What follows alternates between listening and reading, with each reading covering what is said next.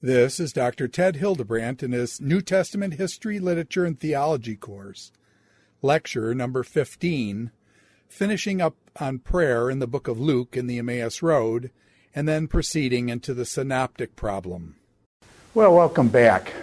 Today we are in the process of finishing I think it's our third or fourth lecture on Luke, and today we'll be done in just a few minutes on Luke. And then what I'd like to do is examine the Synoptic Gospels, Matthew, Mark, and Luke. Those three are called the Synoptic Gospels, and we're going to look at them in kind of comparison, contrast type of thing in our next lecture, second part of this lecture. So let's finish up the book of Luke. And there was basically two things that I wanted to that we've missed so far in the book of Luke. And one of those is the nature of prayer in the book of Luke. And so what I just want to notice is some things here, like, for example, 8 times Jesus prays in the book of Luke that are unique to Luke. So Luke, if you're looking for prayer, Luke is the gospel to go to. 8 times, 7 are only found in this gospel. So Jesus prays 8 times in Luke, 7 of those times are unique to this gospel. So he has quite a bit to say about prayer, and kind of want to contrast that to Matthew's comments on prayer. Ask and you shall receive, seek and you shall find.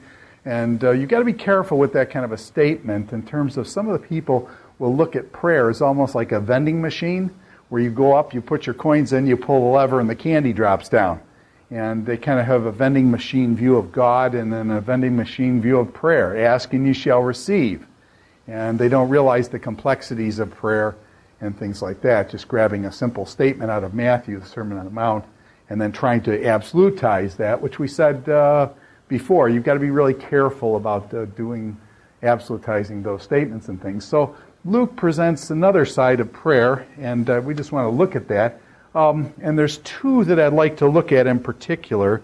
Both of them are found in Luke chapter 18. And actually what you have in Luke chapter 18 is 2 parables on prayer. So you have whole parables on prayer. And let me just read through the first one. This is the prayer of the Pharisee and the tax collector. And this is in Luke chapter 18, verse 9. It says, "To some who were confident in their own righteousness and looked down on everyone else." So that sets up this parable. Okay, they're confident in their own righteousness, and they look down on everyone else. So you can already see the kind of contrast. And then how is that kind of arrogance and that belittling of their fellow person, how is that going to play into prayer? Okay? So it starts out their attitude toward others, and then it's going to take it and shift that toward prayer. And Jesus told them this parable. 2 men went up to the temple to pray, one a Pharisee and the other a tax collector. The Pharisee stood up and prayed about himself. "God, I thank you that I am not like other men, robbers, evildoers, adulterers, or even this," and then you can see speaking kind of theoretically about, I'm glad I'm not like robbers, evildoers, adulterers, just speaking generically. But then he makes it much more personal, and this Pharisee turns to, or even like this tax collector. And now he's getting close and to the person who's to his left or to his right, to this tax collector. "I fast twice a week and give 1/10 of all I get." And so this is how this man prayed in comparison of himself to everyone else, and basically bragging to God about his fasting twice a week and his paying 1/10 of all he has, which is interesting because it does tell us something about the Pharisaic notion of religion, that the fasting was part of that, and they fasted twice a week, and they gave 1/10 of everything they had. Now, it shifts then. I'm thankful that I'm not like other people, adulterers, murderers, and this tax collector. And now we're going to hear from the tax collector. But the tax collector stood at a distance. You get the notion that the Pharisee is up front, close, and kind of like in front of people, but the tax collector stood at a distance. He would not even look up to heaven, but he beat his breast and said, and then this is what people call the Jesus prayer. And this is one of the most significant prayers in Scripture. This is one that, I pray repeatedly, and people around the world pray repeatedly. It's a very short prayer. It's a kind of a breathing prayer that you can breathe out to God. in a very short space of time, and it says this. This is the Jesus prayer. God, have mercy on me, a sinner. God, have mercy on me, a sinner. He doesn't compare himself to anybody else. You notice that the Pharisee, when he was addressing God, was looking everywhere else. This tax collector, it's directly communication between he and God. God, have mercy on me, a sinner. And then Jesus comments, I tell you the truth, this man, rather than the other, went home justified before God. For everyone who exalts himself will be humbled, and he who humbles himself will be exalted. And what I think is interesting there is then this shows us that there's kind of some moral prerequisites to prayer. There's some moral prerequisites to prayer. And so this person, because he humbled himself, the tax collector humbled himself, God, be merciful to me, a sinner, he goes down justified. Very interesting, the word justified. This man, because of how he prayed, was considered justified before God. That the Pharisee was not in all his righteousness because he looked down on others and things. So this is a Jesus prayer, God, have mercy on me, a sinner.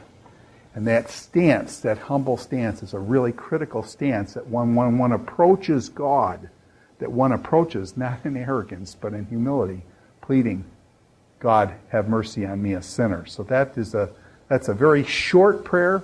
You've got the Lord's Prayer, Our Father which art in heaven. Many of us know that and things, but this is just a one-liner. God, be merciful to me, a sinner. And I think it's appropriate for people to pray that often, frequently, daily, hourly, and actually minutely, if there's such a word. So humility is kind of a basis versus pride as the character quality of the person conditioning the response to the prayer. Now there's a second prayer that comes up, and this one is the woman and the unjust judge. The woman and the unjust judge.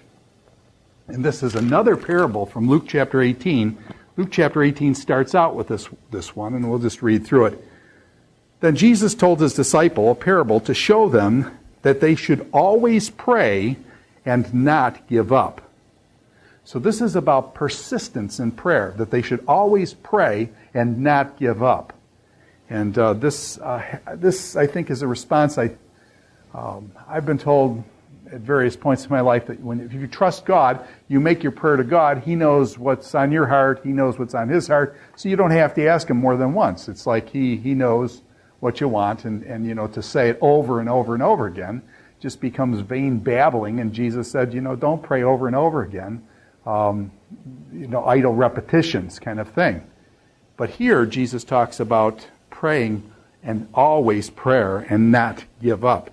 He said, and then he's going to tell a parable now, in a certain town there was a judge who neither feared God nor cared about men. And there was a widow in that town who kept coming to him with a plea. Notice Luke again picks up on the widow. Remember we said before in the previous lecture that Luke picks up on the widow and he picks up on the only child kind of thing. So here's a widow, someone who's kind of disenfranchised in that culture, a needy person in that culture is approaching a judge. What is a judge to do? A judge is to make justice for the widow, the orphans, and the fatherless, okay? And the poor, the foreigners.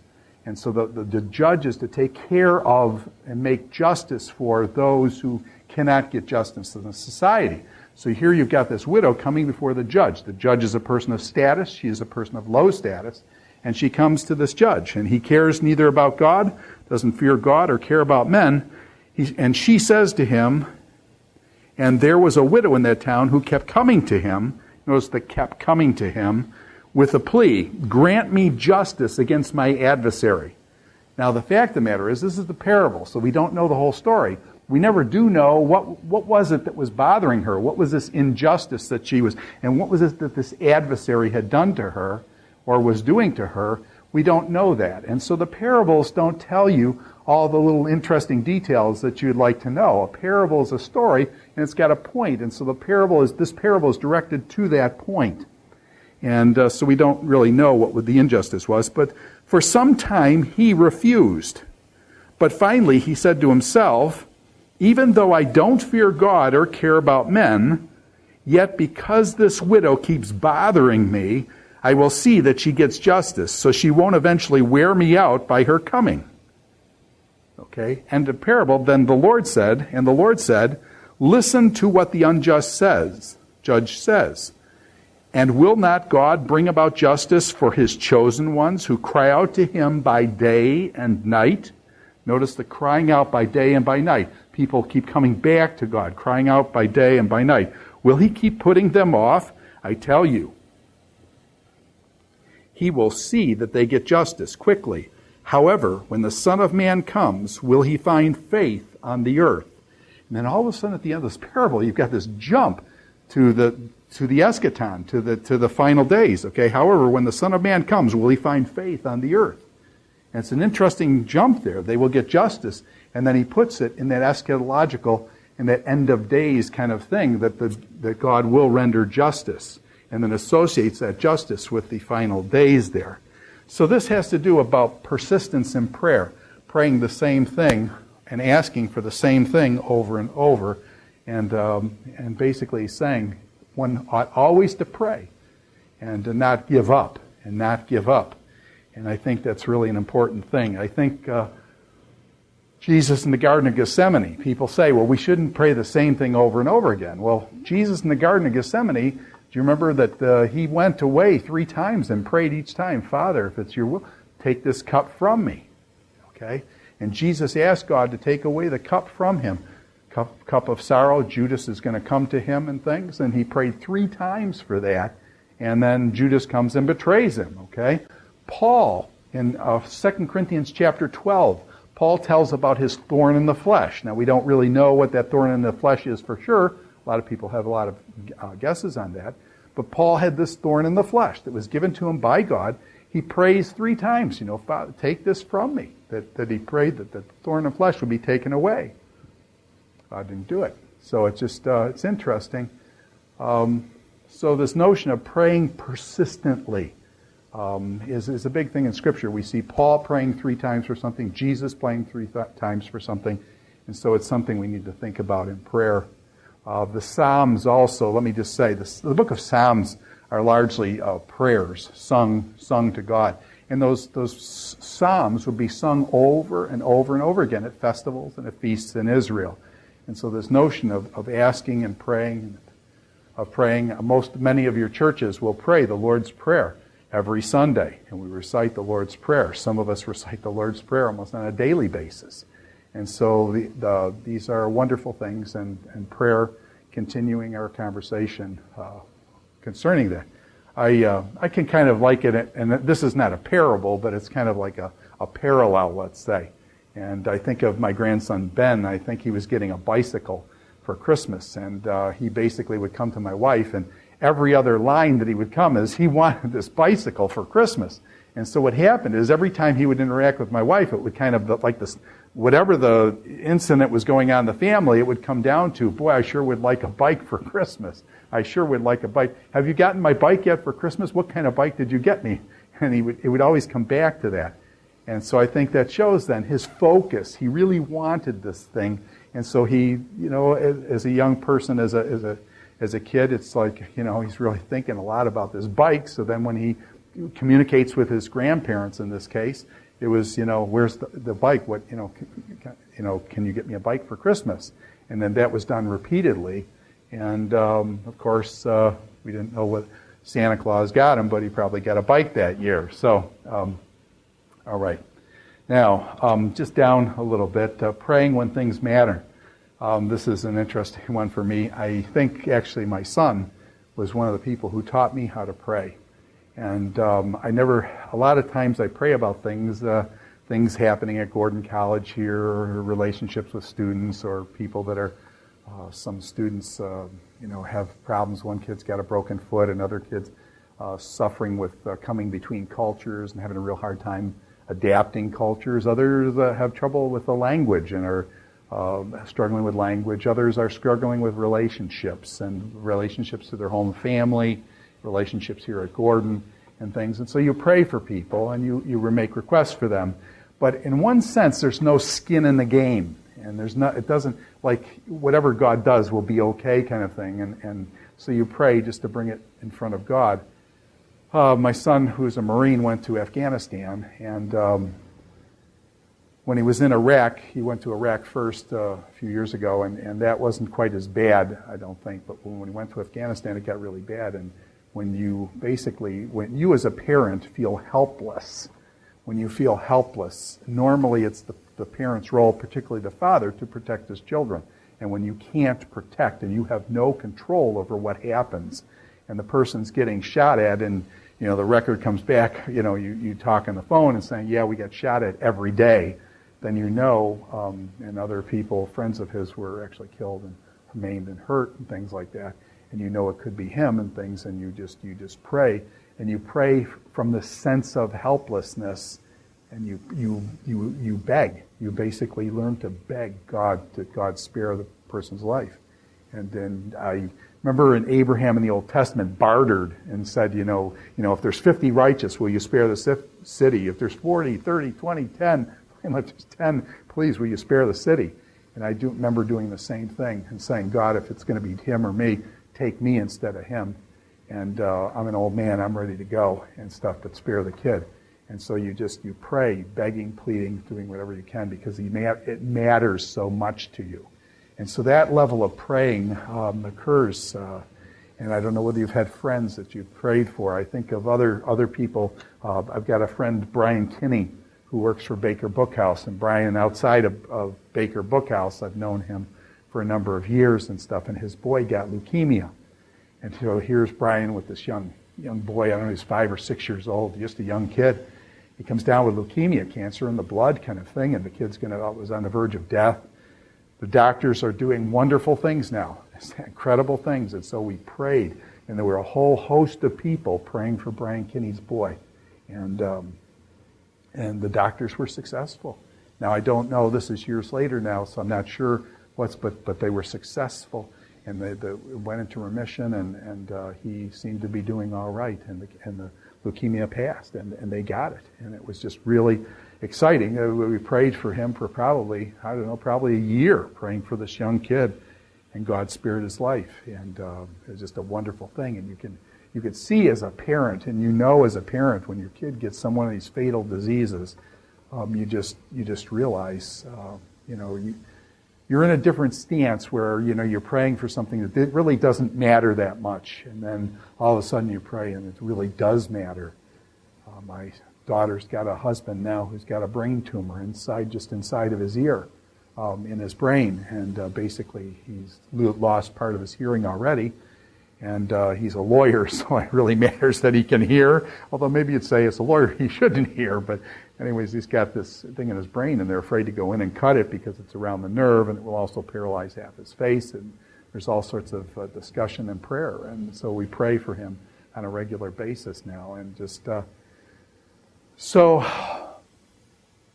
we should always pray, and there's so big things going on in the world that are to be prayed for.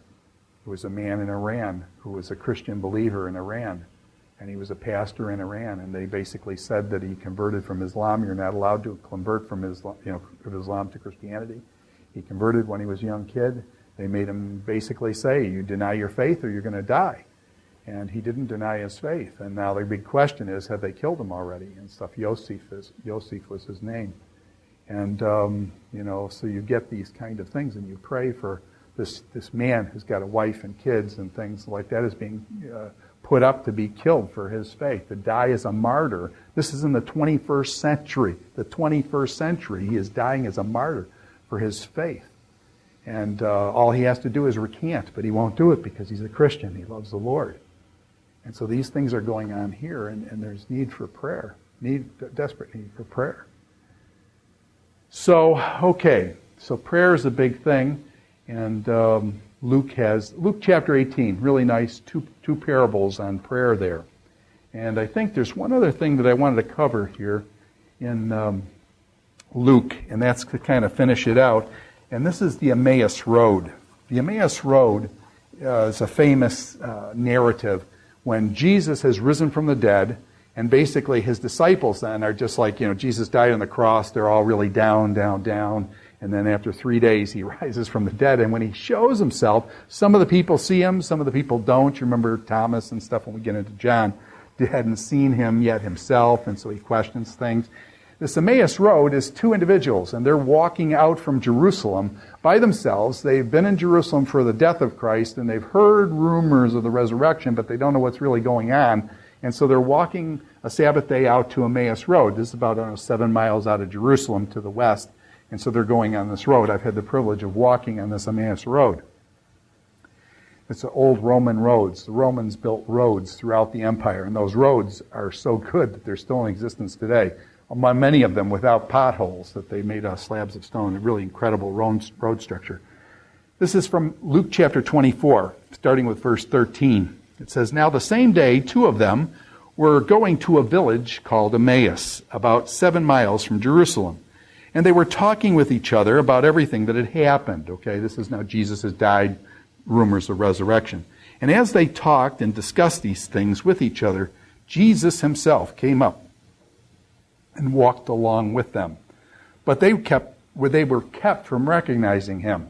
So anyways, Jesus comes up, and Jesus is walking with them, but they don't know it's Jesus, because Jesus, kind of does something. I don't know, he's wearing a hoodie or something, but they don't know who he is and stuff, and so then he talks.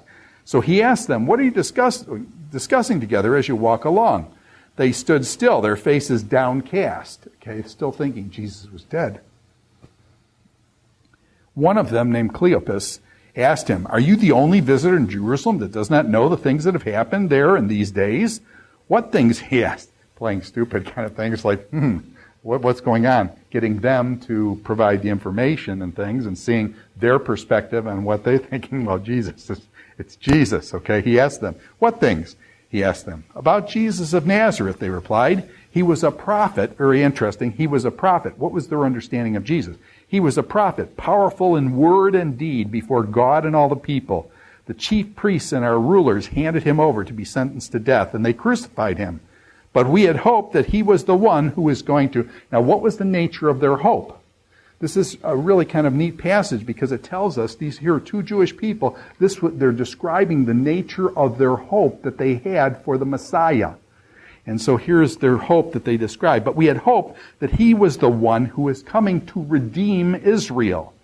So the point of the Messiah was to redeem Israel, to throw off the Roman yoke, to set up the Son of David, to redeem Israel. "And what is more, it is the third day since all this took place. In addition, some of our women," now he's going to tell about some of the rumors, "and in addition, some of our women amazed us, and they went to the tomb early this morning, but they didn't find his body. They came and told us that they had seen a vision of angels who said he was alive." Again, these women are reporting this stuff, so they'd heard the report, but they couldn't confirm it, so they're not sure. Did this happen or did this not happen? The body's gone. Where did these angels come from? By the way, does anybody remember in the beginning of the book of Luke? This is the last chapter of Luke. Does anybody remember the beginning of Luke? Who shows up? The angels show up at the birth of Christ, announcing, Gloria in excelsis Deo kind of thing. Glory in the beginning, the angels come and announce it to the shepherds, and now you've got angels here reported at the end of the book. They didn't find the body. They came and told us they'd seen a vision of angels who said he was alive. Then some of our companions went to the tomb and found it just as the woman had said, but they did not see. But him they did not see. So now the woman's report has been confirmed. His body's gone, but they still don't know what to make of this. He said to them, now Jesus breaks in, "How foolish you are, and how slow of heart to believe all that the prophets had spoken. Did not the Christ have to suffer these things and enter into his glory?" So then Jesus raises from the prophets this notion that the Messiah needed to suffer. That it's not just necessarily the Messiah ben David who is going to rule on the throne, but Messiah ben Joseph who is going to suffer like Joseph suffered in prison righteously and things. So now the Messiah was going to suffer. And this is possible reference to Isaiah 53, that he would bear our afflictions, our infirmities, and that he was like a lamb to the slaughter, and that he took upon us, on him, our iniquities were on him, Isaiah 53. All we like sheep have gone astray. So, and then it says this, "Did not Christ have to suffer these things, then enter into glory? And beginning with Moses and all the prophets, he explained to them what was said in the scriptures concerning himself." What a lecture that would have been, okay? Jesus starts with Moses. Notice he goes back to the Pentateuch, goes back to Moses and all the prophets, and explains then about the Christ. And as they approached the village to which they were going, Jesus acted as if he were going on further. But they urged him strongly, "Stay with us, for it is nearly evening. The day is almost over." So he went in to stay with them.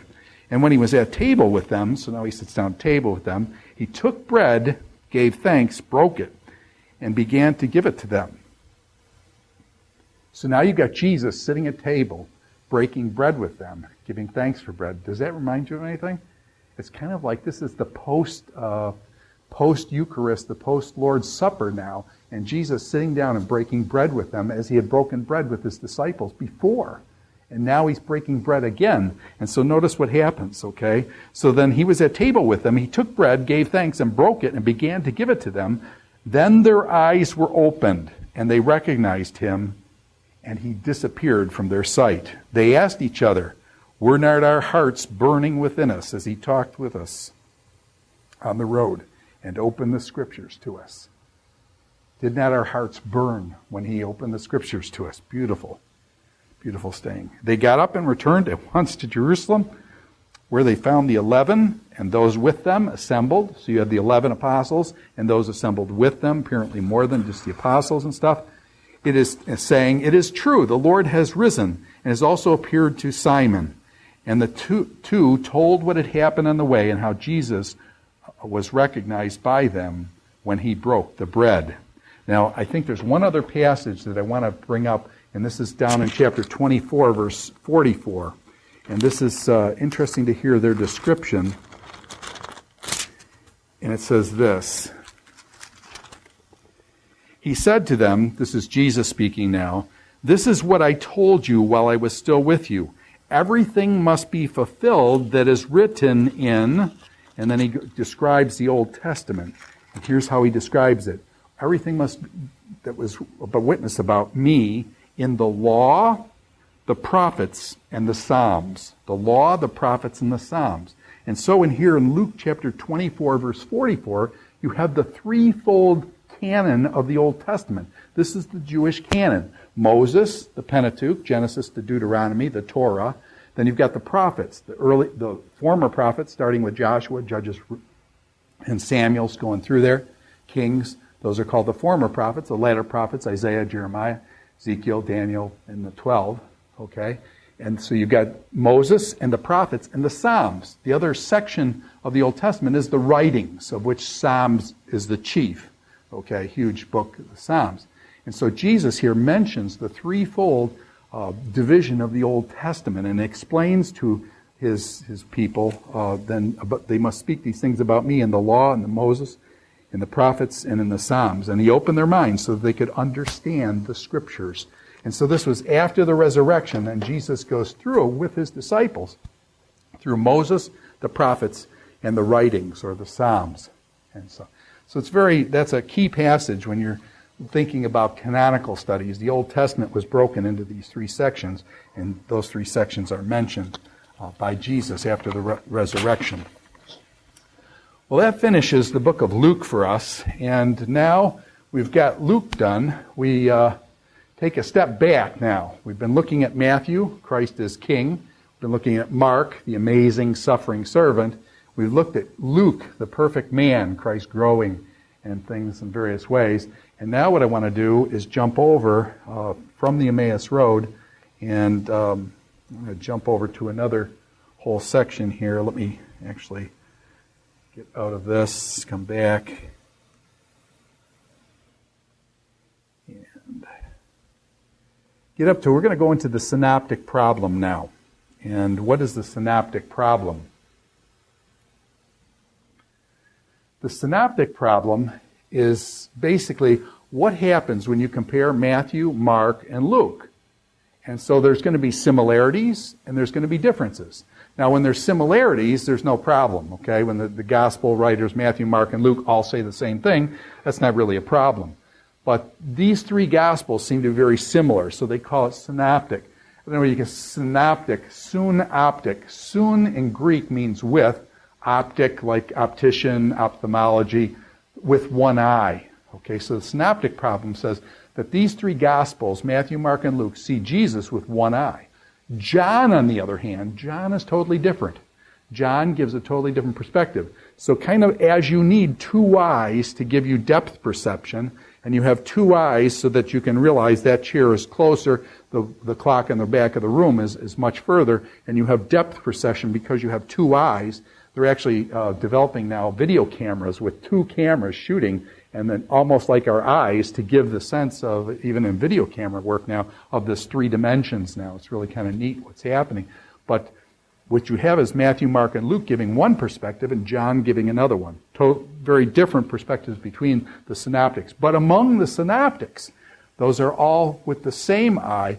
There's similarities, great similarities and great differences. And so we want to look at that. And so synoptic, synoptic with one eye. With one eye. The three Gospels, Matthew, Mark, and Luke, see Jesus with one eye. Now, what's interesting is that in the early church saw the differences between Matthew, Mark, and Luke, and yet they didn't squash them together. They allowed each witness, Matthew is different than Mark, is different than Luke. They're very similar, but there's differences. Normally, if you would want some sort of agreement, you would think historically, if the text were malleable, or if the text were plastic, you would expect people then to say, oh, we need to make Matthew and Mark agree. And so where they disagree, you'd have people harmonizing them, illegitimately harmonizing them, but that didn't happen. They left the differences, the early church left the differences in the text. And that tells me something about the historicity of these documents. It wasn't that, the church is playing around with these documents. These documents are very malleable, and they're just legends made up, and so you can tweak the legends to make them fit together. No, they didn't look at it that way. They looked at the documents that they had, and they left them stand. And they left them stand even at the points where there were major clashes. They left the clashes in. They didn't harmonize them. And so, very interesting, the early church didn't correct and harmonize and things like that. They left them stand with these differences, and we'll look at some of the differences in a minute. What does it say about their belief in the sanctity of the text and the historical reliability? The historical reliability of the text. As Christians, we are very linked into history. Our theology rises out of history. It's not that our theology gives birth to history. No. It's history, real events happening. Jesus was born in Bethlehem. Jesus ministered in Galilee and walked on the waters in Galilee. Jesus died in Jerusalem and rose again on the third day. Those are historical events. And those historical events then, in other words, Christianity is built on real history. And then our theology comes off the history. So history is incredibly important. So the historical reliability of those three Gospels that tell us about Jesus are incredibly important. The same way for the Jewish people that the book of Exodus and the Pentateuch are very important for them. The coming out of Egypt and God bringing them out of Egypt with a strong arm, an outstretched arm, and the mighty hand and things. So, so the New Testament, very historical reliable. They didn't squash things together. They didn't say, well, these legends don't agree, so we'll fudge them to make them fit better. They left them each stand. Why not legend? Okay? Part of the problem why the Gospels aren't legend is that you've got Matthew, Mark, and Luke. Mark writing probably before, 60 A.D., and Luke writing before Paul was dead. Paul dies about 68. Luke writes to Most Excellent Theophilus, probably as a defense of the Apostle Paul. So it's probably before Luke is probably pretty firmly before 65. Matthew maybe a little bit after that. But all these guys writing in that, before 70 A.D. kind of thing. And because the temple destruction is not mentioned in any of these Gospels, and so before 70 A.D., well, that's 30, 40 years after Jesus, okay? Now you say a lot changes in 30, 40 years, but the problem is this. Is 30 or 40 years time enough for a whole legend about Jesus to grow up? And the answer is no. The problem is you've got eyewitnesses still living. You've got eyewitnesses still living that can confirm Jesus either did this or Jesus didn't do this. And so because of the life of eyewitnesses, you can't fudge that stuff that much. Kind of reminds me of a woman named Sonia Weitz. We had her at Gordon College here for years. Dr. Marv Wilson, who's kind of the legend at Gordon College, a phenomenal teacher, phenomenal individual that teaches here in Old Testament. He has developed a real integration with the Jewish community on the North Shore of Boston here. And he's gotten to know Sonia Weitz, and she was a Holocaust survivor. And so she would get up once a year. Marv would bring her in. Marv and Polly would bring in Sonia Weitz, and she would give a lecture then at Gordon College on being a survivor. And she would describe the Holocaust. And actually, I've got a video of this. And she would describe the Holocaust and what it was like for she and her sister. The rest of her family, I think, perished in the Holocaust. And she and her sister went to some of the major, I'm not sure whether Auschwitz or Buchenwald or which one it was, but she was to several of them, got on the train, was packed in a train car with like 200 people, and basically just totally humiliated and things like that. And she would describe the Holocaust. Now, what's the problem? People can't fudge on the Holocaust because there's still people alive. Sonia Weitz remembered the Holocaust. She was there. So when a guy like Ahmadinejad or some crazy guy gets up in Iran and says, there was really no Holocaust, that was all made up by the Jews, sorry, Sonia Weitz was there, okay? And by the way, even Eisenhower, I believe General Eisenhower, when they went in to free those camps and stuff, he said, people will never believe what happened here. And so he had all those things documented. They took photographs and they documented that whole thing because he said people will never believe it. And so that is very well documented. Even with it well documented, you've still got crazy people saying it never happened and things. So, but the problem is that you can call those people's bluffs because Sonia, she was there, she was an eyewitness, and she bears witness to the fact of what it was like to be in the concentration camps under Hitler. And so there's nobody can challenge her. That was her experience. She was there, she and her sister.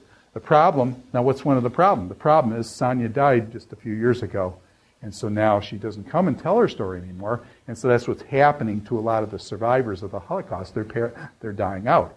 And so therefore you don't have this witness now, and we're in 2011, 2012 now, and the Holocaust happened, in the 1940s, so we're talking 60, 70 years there, and so now these people are dying off. Well, see, with Mark, Matthew, Mark, and Luke, you're still back within the 20, 30, 40-year range, so there's plenty of people around who actually can witness to these events. So that's all I'm saying. So you don't have time for a legend, and you have too many people. As Paul says in 1 Corinthians 15, there were 500 people that saw Jesus alive after he rose from the dead. 500 people, as well as the 12, and as well as the women, as well as these two people from the Emmaus Road. So how many witnesses does it take before a person says that really happened? You got 2 witnesses, you're pretty good. You got 1 witness, you may wonder. You got 2 witnesses, that ups the probability quite a bit. What do you got when you get 11 and 12 witnesses at a time? What happens when you get 500 witnesses all at one time, different places, different times, different settings? This Emmaus Road, he had never been probably down Emmaus Road before. There's no record of that in Scripture. And so these people have no association with Jesus in this area, and yet Jesus meets them on the road to Emmaus. So, and that's 2 of them, 2 witnesses. So it's not just one thing. So, not legend, historical reliability. Now, things wouldn't be covered up like the disciples. If you're writing a gospel about Jesus, would you, as an apostle, you were one of the 12 guys, would you tell all the dumb things that the apostles do? Jesus is in a boat with them, and he starts telling them, beware the yeast of the Pharisees. And the disciples start saying, oh man, we forgot to take bread, and Jesus is getting mad at us because he didn't have anything to eat. So he's talking about the leaven of the Pharisees, but it's really that he's hungry because we forgot bread. And Jesus says, hey, get a clue. If I want bread, how many did I just feed? I just fed 5,000, man. If I want bread, I can make bread, manna from heaven. God gave manna from heaven. If I want manna from heaven, we can do that, okay? And he says, you don't understand, the disciples. So the disciples are played at a certain point as not understanding Jesus over and over and over again. They just didn't get it. Now, if you were the one writing that, and you were one of the apostles, wouldn't you delete those kind of stories that just made your friends, the people that you hung out with for those years? Many of those people who are now in the process of going out spreading the gospel are getting killed. And would you tell those negative stories about them? But yet the gospel expose the disciples, and they're just not getting it, not understanding it. Jesus eating with tax collectors and things. You would think that they'd want it to up his status and stuff, and rather than having him hang around with these illegitimate women like Mary Magdalene and the tax collectors, you'd put him out there with, the Herods and the Caiaphas, the high priest, and the Pontius Pilates, and you'd have him hanging out with the bigwigs. But instead, who does he hang out with? These tax collectors and sinners, and we don't even know many of their names and stuff, but that Jesus had a reputation for, the Samaritans. Again, the same thing. If you're a good Jewish person, why would you feature the Samaritans when you know that's offensive to all the Jewish people and things, and yet the Gospels keep coming back to this. Jesus hung out with the Samaritans. It gives you true history, even though knowing that true history is going to be offensive to some people. In other words, Jesus was not necessarily politically correct. And so he talks about his relationships with the Samaritans, even knowing that would bring opposition. The unbelief of the disciples. His own disciples did not believe in him at points. His own family in certain points, coming to take Jesus away because they thought his own family members, James and Joseph and his mother, coming to take him, they're coming to take you away. They're coming to take you away. And so they come to take Jesus away because he's crazy. They think he's crazy. And his own brothers, just reading in another passage where and this is from the book of John. Sorry for jumping to John, but John, they're going up to the Feast of Tabernacles. And his brothers say, "Hey, Jesus, why don't you do your miracles that you do? Why don't you go down to Jerusalem and show everybody these miracles you do?" And then the narrator in John says, because his own brothers and sisters, his own brothers did not believe in him. His own brothers. They say, "Hey, go down to Jerusalem, do these miracles." Because they didn't believe in him. And so those kind of things, if you were writing a history of a hero, you would cover those things up. You would cover them up. Peter denies the Lord. Peter's going to be one of the big guys in the early church. I mean, this is the Apostle Peter. This is the Peter, upon this rock I will build my church. And yet the Gospels all record Peter denies the Lord 3 times. What kind of if you were writing a history, wouldn't you skip things of your friend Peter and just say, okay, he made some mistakes? You don't feature the mistakes of your friends in the way you write your history. But yet the Gospel has Peter denying the Lord just before his crucifixion. 3 times denying him. Not just once, 3 times. And Peter going out and weeping because of that stuff. You would cover those kind of things up. And what I'm trying to say is the Gospels give us accurate history. That they put out the good, the bad, and the ugly. And there's some ugly stuff there. They put that out there. And so this is real history. This isn't made-up history. This isn't ideal, legendized history or mythological history that they make this myth. They make Jesus into this myth. No, they give you the real history. And so the historical reliability, this guy named Craig Blomberg out at Denver Seminary has written a really nice book, 400 or 500-page book on the historical reliability of the Gospels. Really critical book. I mean, if you're wondering about this stuff, he goes through and establishes a lot of the historical reliability of the New Testament, and particularly the Gospels, the Synoptic Gospels. Craig Blomberg's book, Historical Reliability of the Gospels and stuff, really worth reading. So, now, let's look at some of the Synoptic Gospels here. Some of the similarities. We said there's going to be similarities and differences in the Synoptics, Matthew, Mark, and Luke. The similarities don't bother us, and so let's look at those. Those are pretty easy ones, but I just want to bring some of them up because I think it's important to notice at what level the similarities happen. There's kind of a broad chronological similarity. All the Gospels have this broad chronological framework. Jesus is born in Bethlehem of Judea. He grows up in Nazareth in Galilee. So Jesus, born in Bethlehem, goes to Nazareth. Nazareth is where he grows up under Joseph. His father's a carpenter. All of them, this early ministry, not ministry, but Jesus growing up in Nazareth and things. And then Jesus going to Galilee, going over to the Sea of Galilee, where he's calling his disciples, doing his ministry, healing people, walking on water, feeding 5,000, doing sermons on the mount kind of thing, healing lepers, healing demoniacs, doing all this kind of stuff. So Jesus goes from Nazareth over to Galilee. Galilee is where he has much of his ministry. And then from Galilee, he goes down to Jerusalem. Now when he goes down to Jerusalem, that's getting ready for the end. This is the Passion Week. the Passion Week. He's going to go down to Jerusalem, and this is where he's going to be crucified. So all of them have this kind of, all of them have Jesus' death, 3 days later, his resurrection. Okay? So that broad framework, historical framework, Nazareth to Galilee, Galilee ministry with disciples and miracles and parables and teachings and things, then sliding down to Jerusalem for the end, and then hitting Jerusalem with the Passion Week, being crucified, dead, and buried, and resurrecting from the dead 3 days later. All Gospels have that same broad chronology. Okay, so that, and again, we're not surprised they're all recording what happened, but they all agree on that broad chronology. Some wording of many passages. Some of the wording in the passages is exactly the same. Exactly to the point of being stunningly exacting. And so what we have here, and I want to look just at this parable of the paralytic. Okay, this guy with the paralytic, and just let me frame the story. You all know the story.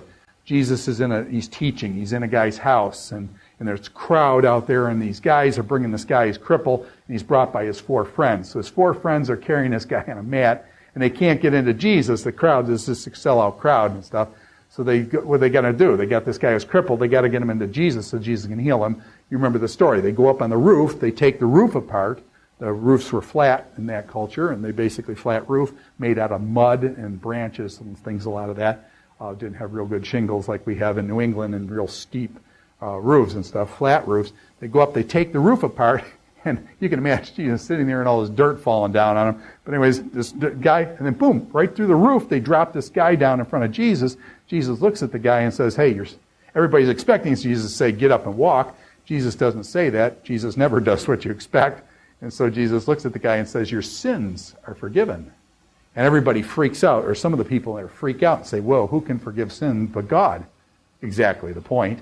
And Jesus says, your sins are forgiven. And then Jesus says, which is harder, to say your sins are forgiven or get up your mat, take your mat and walk? Apparently, taking your mat and walk proved that he could forgive sins. So Jesus says, get your mat, get up, get out of here.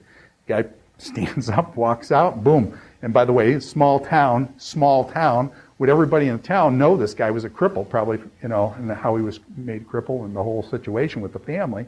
In small towns, everybody knows everything. And so this guy walks out, and they're all stunned. Okay? And so this is the story of the paralytic. But what we're looking here at is, I want to look at the particular texts exactly of the wording. And this is Matthew chapter 9, verse 6. Matthew 9:6, and it says, but so that you may know that the Son of Man has authority on earth to forgive sins, break in the text, so that you may know that the Son of Man has authority on earth to forgive sin, break then, he breaks. So that you may know the Son of Man may have authority on earth to forgive sins. Then he turns to the paralytic, exactly at the point, after saying that you may know, then he turns and he says to the paralytic, get up and walk. Okay, so there's a break right here.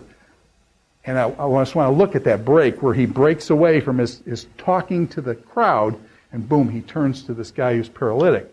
And that's exactly what happens. If you look over at Mark chapter 2, it says, but that you may know that the Son of Man has authority on earth to forgive sin, And then again, exactly at that place, he turns to the paralytic and he says, pick up your mat and get out of here.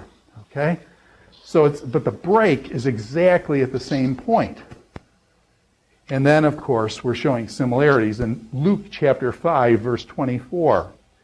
It says, but that you may know that the Son of Man has authority on earth to forgive sins, break, that you may know, boom, he turns to the paralytic and says, get up and walk. He turns to the paralyzed man.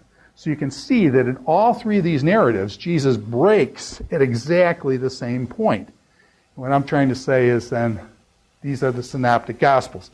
They tell the stories, a lot of these stories, they tell in exactly the same way. The wording is exactly, and the movement even between addressing the crowd and turning to the paralytic, exactly at the same point. And so this is, verified three gospels, exactly the way it happened there. So now, that's one similarity. Here's another similarity, and this is the quote about John the Baptist. John the Baptist, early forerunner of Jesus, he is Elijah who is to come. Jesus said, if you'll receive it, this is Elijah who is to precede the Messiah, coming of the Messiah. And so John the Baptist is this Old Testament quote. And so it says, "This is he who is spoken of through the prophet Isaiah, a voice of one calling in the desert." And what does he call? He calls, "Prepare the way of the Lord, make straight paths for him." So there's a voice of one calling in the desert. Where did John hang out? John hung out in the desert. Okay, John hung out in the desert. He ate locusts and wild honey, and he hung out in the desert. And basically, so it's saying, Isaiah said, I believe it's Isaiah 40, he said, spoken, the voice of one calling in the desert. So he's out in the desert, and what does he call? Prepare the way of the Lord. Make straight paths for him. That is a quote coming from the LXX, or what's called the Septuagint. The Septuagint is a Greek translation of the Old Testament done about 200 to 100 BC, okay? I don't want to get into all that stuff about when it exactly, but about 200 to 100 BC. The Septuagint actually be a little bit earlier, but anyways, okay. The Septuagint, okay? And notice then Matthew 3:3, Mark 1:3, and Luke 3:4, okay? So basically 3:4 and 3:3 in Matthew and Luke, almost the same chapter and stuff. It has this quote, and they all quote from the Septuagint. None of them, here's the quote in the Old Testament from the Masoretic text. Now, what is the Masoretic text? The Masoretic text is the Hebrew Old Testament. The Masoretic text, or we call it the MT. The MT is the Masoretic text. It is the Hebrew text. And that's why a lot of, Old Testament scholars, they learn how to read Hebrew. They also learn how to read Greek so they can read the Septuagint. You can compare then the Greek and the Hebrew and see how the translators, about 200 BC, how they did the translation work between them. But it's interesting when the gospel writers go to quote it, they all quote from the Septuagint, and they all then do not quote from the Hebrew text. Here's how this passage is framed from Isaiah chapter 40, verse 3. A voice of one calling, in the desert prepare a highway for the Lord. Now, do you see the difference there? This is saying a voice of one calling, and then what does he say? He says, in the desert prepare a way of the Lord. So that it's the way of the Lord that's going to be in the desert.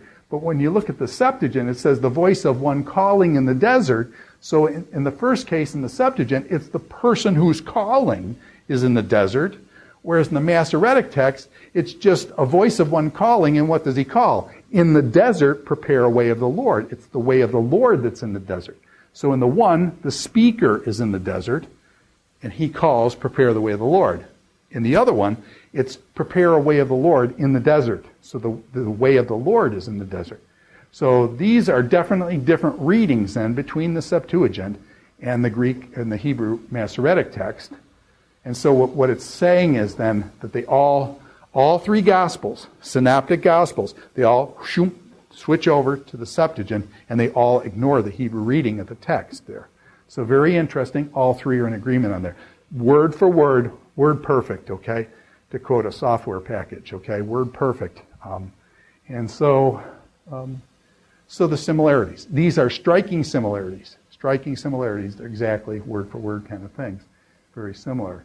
Now, I want to work with this guy named Westcott who showed comparisons between, and we want to look at how many things are similar, how many things are different.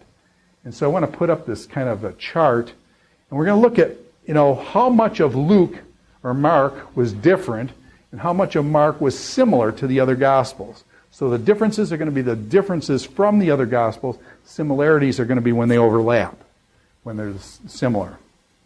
In Mark, 7% of Mark is unique to Mark. 7% of Mark is different than the other Gospels. 7%. That means if you lost the book of Mark, how much would you lose? You'd lose about 7%. Okay? Which means then that 93% of Mark, this is huge, 93% of Mark is found in the other Gospels.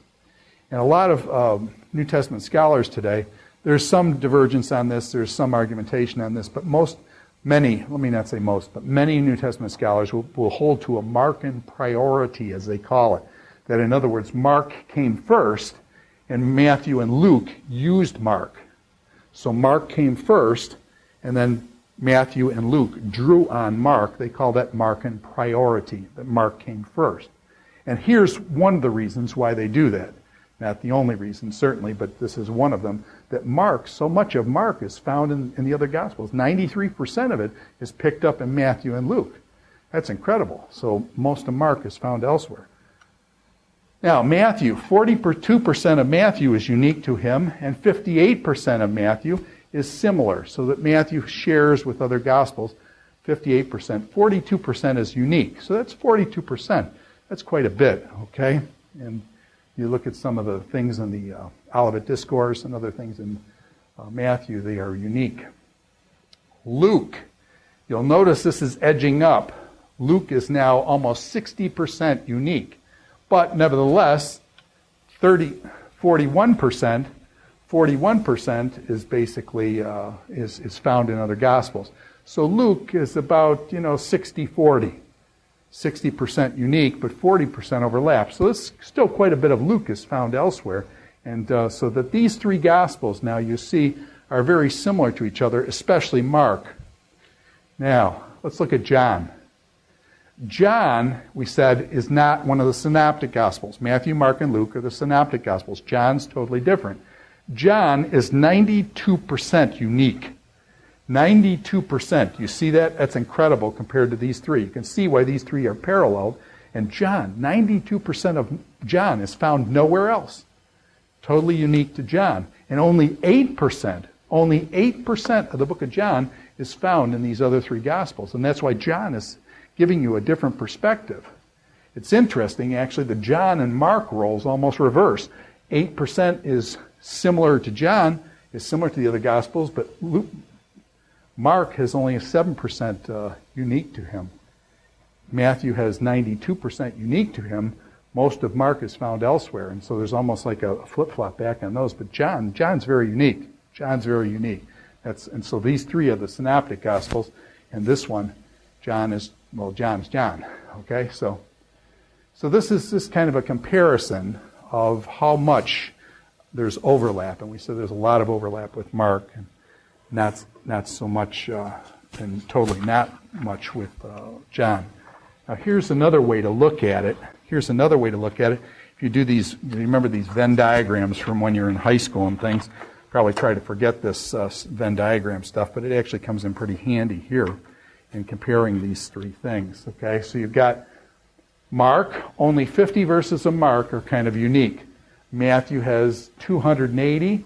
Luke has 500 unique. So you can see Luke, of the three, Luke is the most unique, Mark is the most not unique, and Matthew's got his own substantial stuff. But here, there's 480 segments here, 480 segments that overlap. All three have these 480 in similarities in common. They overlap. And then here, between Mark and Matthew, about 180 is shared between Mark and Matthew, but not in Luke. Okay, this is outside Luke. This is just shared by Matthew and Mark, about 180 segments there. Mark and Luke share uniquely outside of Matthew about 20. So this is not very much at all. Luke shares with Mark 20 segments. And then 170 units are shared by Matthew and Luke, but not in Mark. So most of Mark is found elsewhere, only 50 verses or 50 segments not. 170 shared between Matthew and Luke.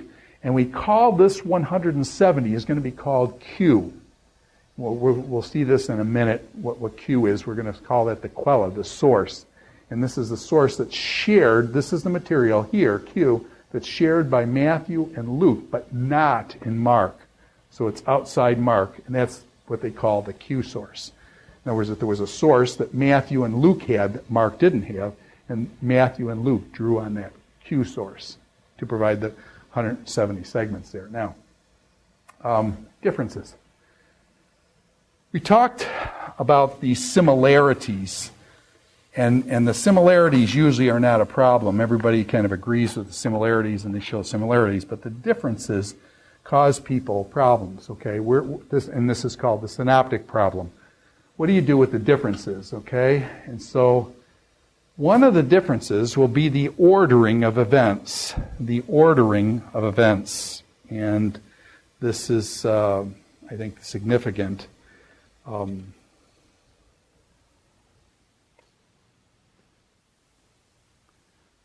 temptation of Christ. Remember the temptation of Christ? Christ, in almost all the Gospels, where it starts right out, Jesus, the Spirit of God, comes and takes Christ out into the wilderness. Where he's fasting 40 days, 40 nights out in the wilderness. Okay, this temptation sequence. In Matthew and Luke. Luke 4, Matthew 4. Temptation of Christ. Okay, here's the order. Both of these Gospels start out with Satan comes up to Jesus and says, Jesus, hey, you hungry? Turn those rocks into bread. And Jesus says, what? Man does not live by bread alone.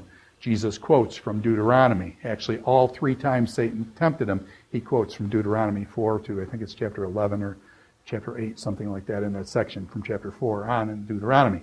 So both gospel writers start out with the rocks to bread. Now you say there's no problem there. That's right, no problem there. What about the second one? In Matthew, it says that Satan took Jesus up to the pinnacle of the temple and basically said, Jesus, hey, the Psalms say that if you throw yourself down, that his angels will bear you up, lest you dash your foot up on a stone. And Jesus turns and says, don't tempt the Lord your God, again out of Deuteronomy. Satan's quoting Scripture here, as I think we mentioned before. Satan actually quotes Scripture and says, pinnacle, jump off the pinnacle, and his angels will bear you up. But what's interesting is Luke, on the other hand, talks about the kingdoms that Satan takes him for the second temptation, takes him up to the mountain, and to the high point of the mountain, shows him all the kingdoms of the world and says, I will give all these things to you if you'll bow down and worship me. And Jesus says, you should worship only the Lord your God. Again, quoting from Deuteronomy. So here's the kingdoms that up on top of the mountain shows him the kingdoms of the world, worship me and stuff. So you can see that the order is different, and sure enough, they both finished. There's 3 temptations, and each one of these have 3 temptations. Okay? But the 3 temptations, numbers 2 and 3, are switched, are flipped. So Matthew ends with Jesus being taken up to the mountain and shown all the kingdoms of the world, and says, all these kingdoms I'll give you if you bow down and worship me. And Jesus says, no, worship God only. Matthew ends with the kingdoms, whereas Luke ends with the pinnacle jump. Jump off this pinnacle, and and his angels will bear you up. So all I'm saying is, the 3 temptations of Christ, when he's tempted by Satan in the wilderness, numbers 2 and 3 are flip-flopped. The order is different. So which one is the actual order? Which one is the actual historical order? Now, I want to bring another thing into this. Is it possible that the writer is using the order of this temptation of Christ in order to make a statement, in order to fit? In other words, did the writer fit his story? Did the writer fit his story to the environment of what he's trying to say? And what I'm wanting to suggest is, yes, do you guys realize storytelling, okay? When a person tells a story, do they tell it in different ways depending on the audience that they're addressing? We have this guy at Gordon College named Dr. Graham Bird. He's a pianist who plays classical piano. He's an incredible pianist. He's also a classical scholar, studies Homer and Greek and that kind of thing, as well as a linguist, and also involved in computers. He's kind of a Renaissance kind of person. They still have some of those people left in the world.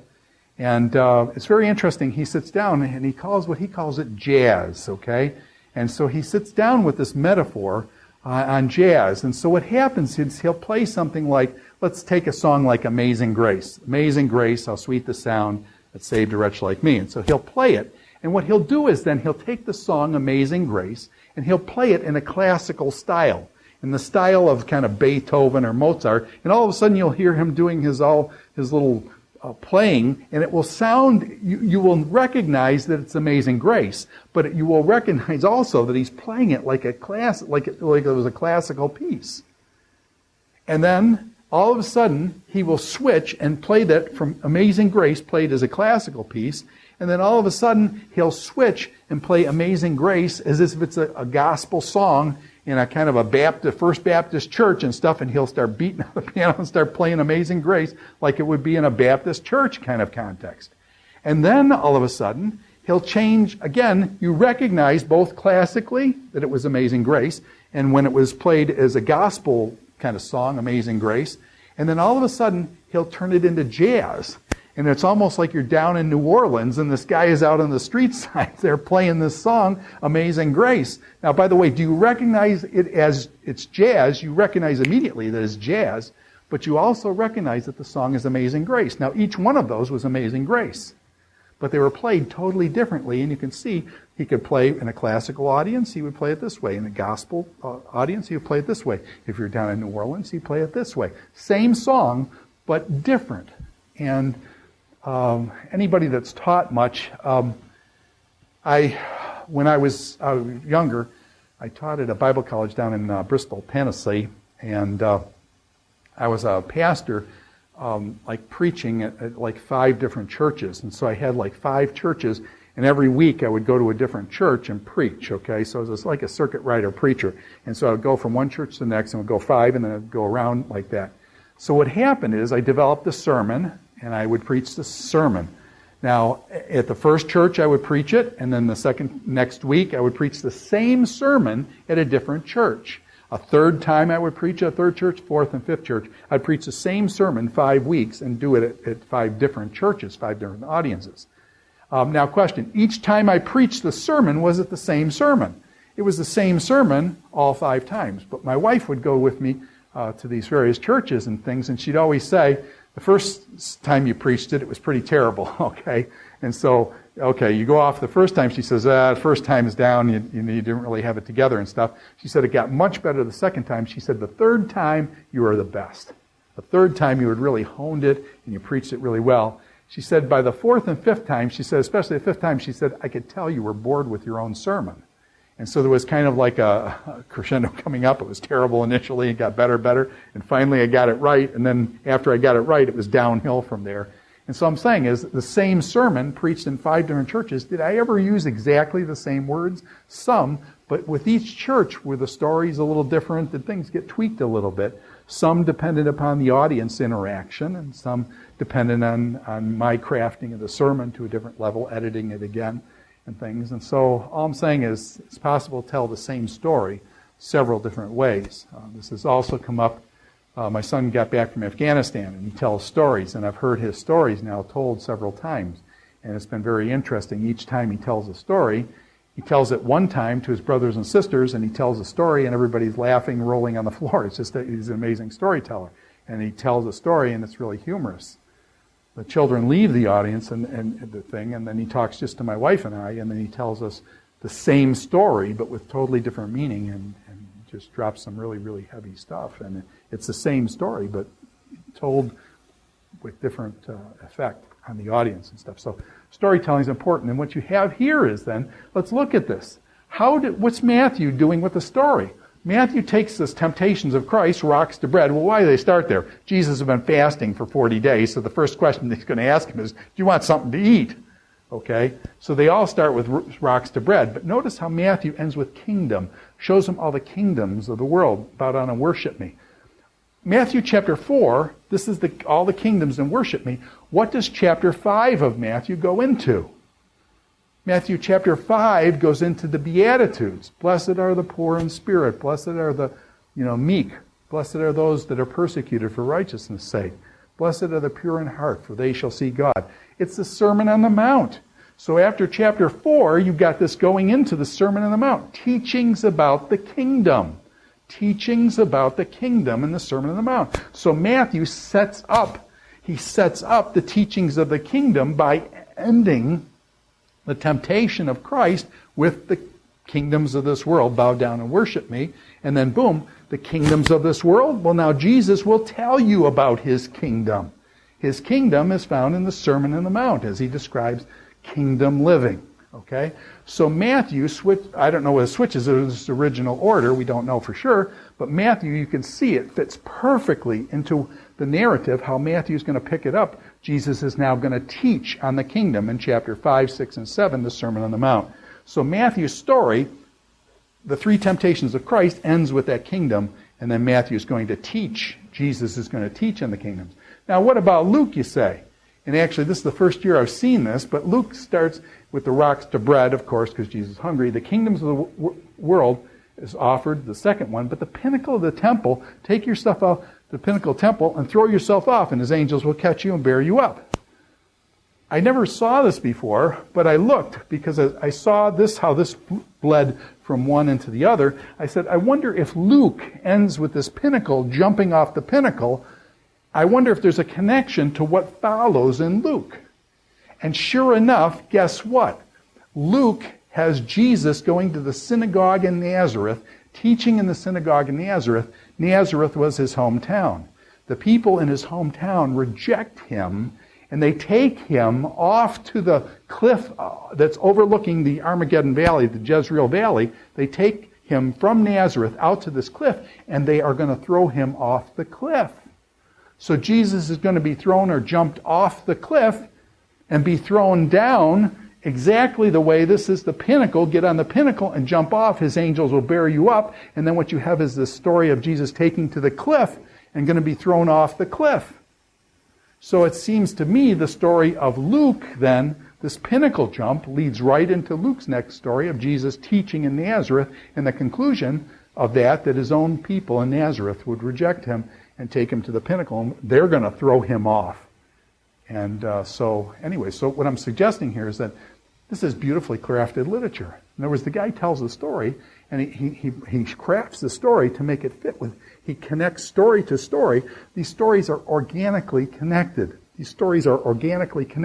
One flows into the next one, and they're crafted so that they flow one to the next. So this is okay. So there is a difference of order here. So you could say contradiction in Scripture, the order is different. There's a reason why the order is different. And it seems to be that this is how they're each wanting to tell the story. So the order of the temptation is not the important point here. The point is the temptation of Christ. So this is a difference in order, and we've got a clear example of that. Now, here, let's go next to some other differences. Here is a difference in quotation. This is a difference of quotation. What was on the title? What was on the title over Jesus' head as he hung on the cross? What was on the cross over Jesus' head? What was over Jesus' head as he was on the cross? And what we can do is pull up the various Gospels. We'll pull up the Gospels, and it tells us then this title was put on Jesus over the cross when he was hung on the cross. Matthew chapter 27, verse 37. The title above the cross says, "This is Jesus, the King of the Jews." Okay, that's what you'd expect. This is Jesus, the King of the Jews. Sounds pretty natural. This was the title that was put on the cross on Jesus. Matthew 27:37. What does Mark say? Mark drops the "this is Jesus," and Mark just has the King of the Jews. He drops the first part, but he keeps the King of the Jews. Now you say, well, you expect Mark to be shorter. The book of Mark is quite a bit compressed and shorter, so that Mark drops this. You say, But then you ask, what was really on the cross, over his head? Okay, what was on the title over Christ's head? Mark drops, "This is Jesus, King of the Jews." So they're different. All I'm trying to point out is that they're different. The quotations of what was on this title over Christ's head were different. Luke comes out like this in chapter 23, verse 38. Luke says, "This is the King of the Jews." Now, Matthew said, "This is Jesus, the King of the Jews." Luke says, "This is the King of the Jews," and drops out the name Jesus.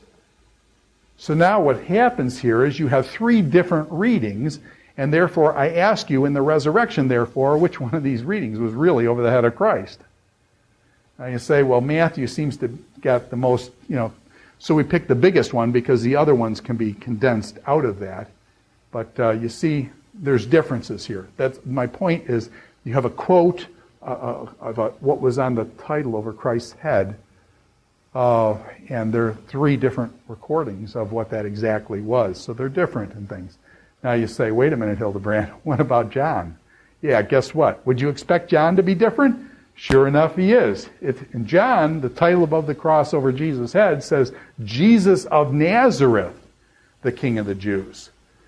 So you say, well, they all have the King of the Jews, so the King of the Jews must be on there. Yes, but did it say this is Jesus? Did it say nothing? Did it say this is, and drop Jesus' name and just this is the King of the Jews? Or did it say Jesus of Nazareth, the King of the Jews? There's 4 different readings now for what was on the cross over Jesus' head. So, all I'm saying is sometimes when you have quotes, and let me just make a bigger point. Sometimes when you're in the New Testament and it says Jesus said, what's the problem? It's not giving you the exact words of Jesus. It's giving you a summary of what he said. And they're summarizing sometimes in their own words. The same way that if you went to Lane to go to lunch and you'd say, hey, you should hear what Prof. Phillips says. Prof. Phillips says this. You aren't quoting her word for word. You're summarizing what she said. And you're summarizing oftentimes in your own words. And so what you may have then is that you've got to be careful. These aren't quotes like technical quotes, like every word is exactly what he said and things. So how do you account for these differences? Well, some of it could be they're just saying basically what's on the title on the cross and things.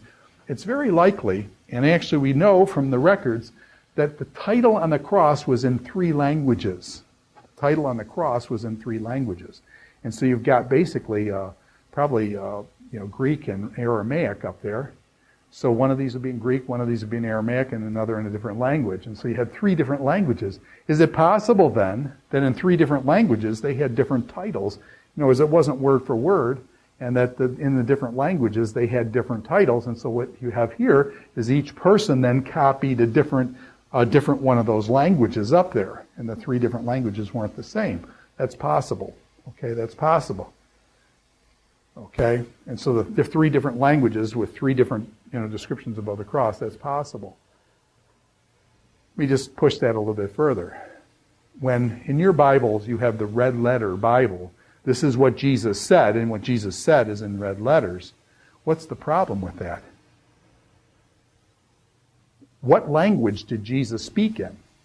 Jesus spoke in Aramaic. Eloi, Eloi, lama sabachthani. Talitha kum, he says to the little girl, get up. Jesus spoke Aramaic. Our New Testament is written in what? Our New Testament is written in Greek. So what you have in the New Testament is a translation of what Jesus said. Jesus spoke in Aramaic to his disciples, okay? And what you have in the New Testament is a translation into Greek of what he said. And it's very possible, and it is likely if you've done any translation work, different translators translate things differently. Different translators translate things differently. And it's not whether one's right or one's wrong, it's just they translate it differently. So Jesus taught in Aramaic what we've got in the New Testament, so it's in Greek. And so you've got to make an allowance for that. I mean, they're not going to have, quote, exact quotes from Jesus because Jesus spoke in a different language. It'd be like somebody, speaking in Spanish, and then it gets translated into English. Well, different translators are going to translate it differently. And you say, this is what, Pablo says, and you quote him in Spanish, but you're quoting him in English. Well, Pablo really said, que pasa or something, and you're going to translate that into English in different ways. So you need to keep that in the back of your mind when you think about this. Some of the differences may be accounted for in our translational problems. Some of them may be that the different languages are reflected in the translation, and then others may be the purpose of the writer. The purpose of the writer didn't need to do it a certain way or wanted to make a point with something and did it that way. So there's variation in quotation, and you got to be aware of that. Peter's quote, "Who do you say that I am?" And you can go through Peter's quote, "Thou art the Christ, the Son of the living God." Well, if you take Peter's quote and you trace it through the other Gospels, you'll see there's, again, variation in quotation. So there's variation in quotation. And by the way, I just challenge you, think about how you quote your own friends when you say, so-and-so said this. And you're not quoting them word for word, you're giving summaries of it. One other thing, I should just say this too, in terms of Jesus' words and that kind of thing.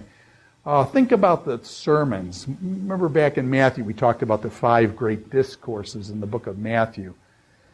The 5 great discourses of Matthew, how long does it take you to read the Sermon on the Mount?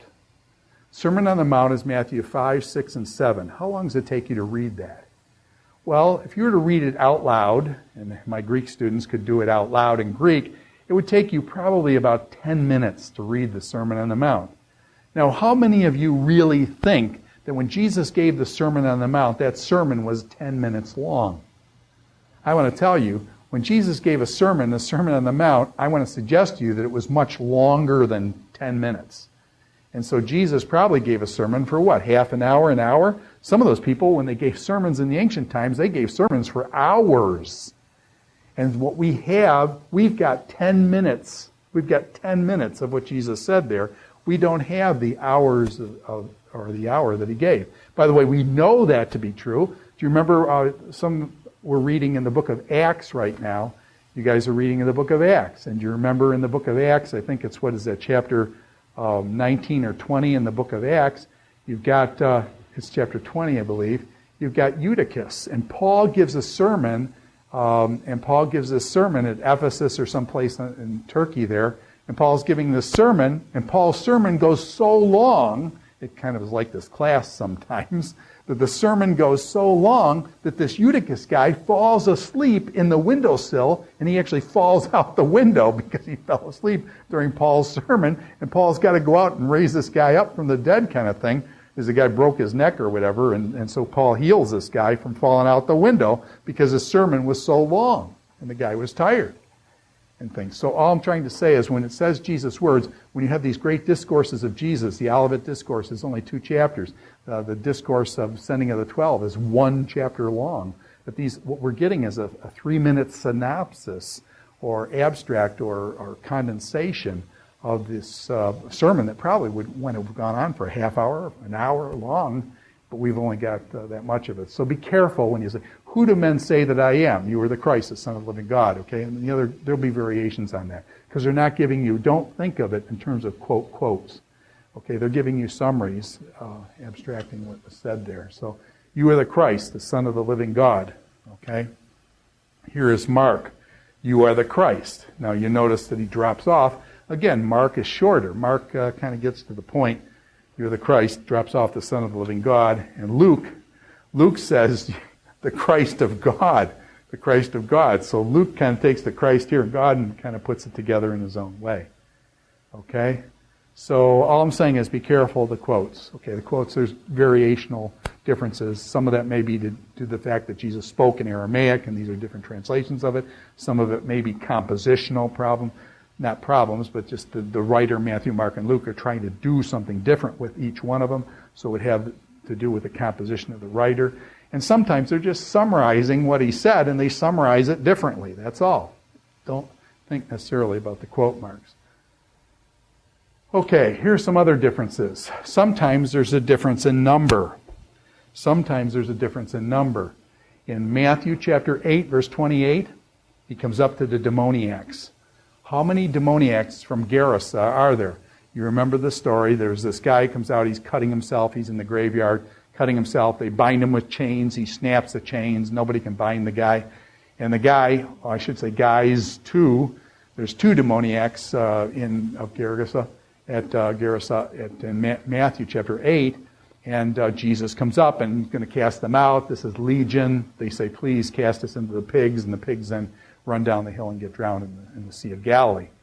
And so in Matthew chapter 8, there are 2 demoniacs of Gerasa. And so Jesus casts the demons out of 2 guys. When you go to Mark has the story in chapter 5, verse 2, there's 1 demoniac, and this demoniac, Jesus casts a demon legion out of him. He goes back home and tells of the great things God has done for them. So in the resurrection, therefore, will there be 2 demoniacs or 1 demoniac? And I guess, you say, well, that's not really the point. Okay, there could have been, is it possible there could have been 3 or 4? It's possible there could have been 3 or 4, and that Matthew only tells us about 2 of them. Or it's possible there's only, 1 of them and things like that. And I just say, how many of you, when you tell, well, let's put it this way, let's put it back in your face. How many of you, when you tell your parents what happened, and you were out at some party or something at night, and you went out and, you're on the town and stuff like that, do you tell part or do you tell the whole story? Do Do you tell part of the story or do you tell the whole story? Well, you tell the part that you think your parents would want to hear, and you don't tell the other part. And so it's now question, are you lying to them? No, you're not lying to them. You just didn't tell them everything that happened that night because you don't want to get in trouble or whatever. And so you just tell part of the story. You don't tell the whole story. So it's possible that here we have a part-whole issue. He tells part of the story. There's two guys, and the other guy tells the story. There's one guy, and he's just not giving you the full story. There could have been 3 or 4 there. But he's just telling you, focusing on 2. In the one case in Mark, he's focusing on 1. Had a woman in the class this year, and she brought up the fact, she says, well, even as a parent, does a parent always tell their kids the whole story?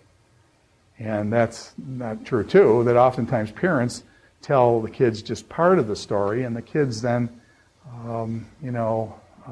it's not appropriate for them to know everything that went on, say, in a certain situation. And I know I'm debating in my own head now, and our kids, normally my wife and I fight anybody who's married, you're going to know how to fight. My wife and I, usually when we fight, we made a practice not of fighting in front of our kids.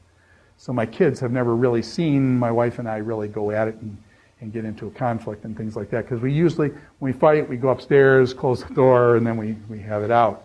Or we do it away from the kids and things. And I'm debating now whether that was a smart thing to do or whether it was a dumb thing to do as a parent, okay?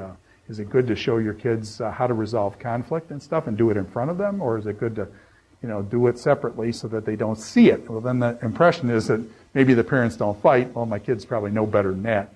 But it just, I don't know, it goes back and forth. One of the girls in the class this year said that in her family, her parents fought in front of her, and as a little kid, she always wondered, did I cause the fight? And so then she takes on a lot of the weight then is thinking that she caused it when it had nothing whatsoever to do with her.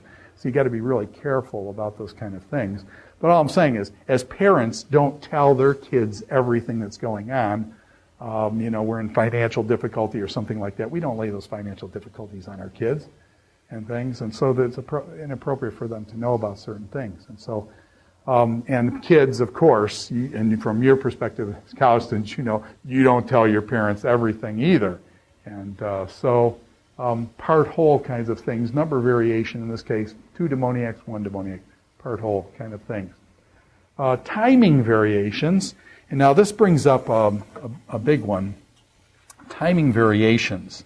And I want to look at here one particular instance of this, and this has to do with the temple cleansing.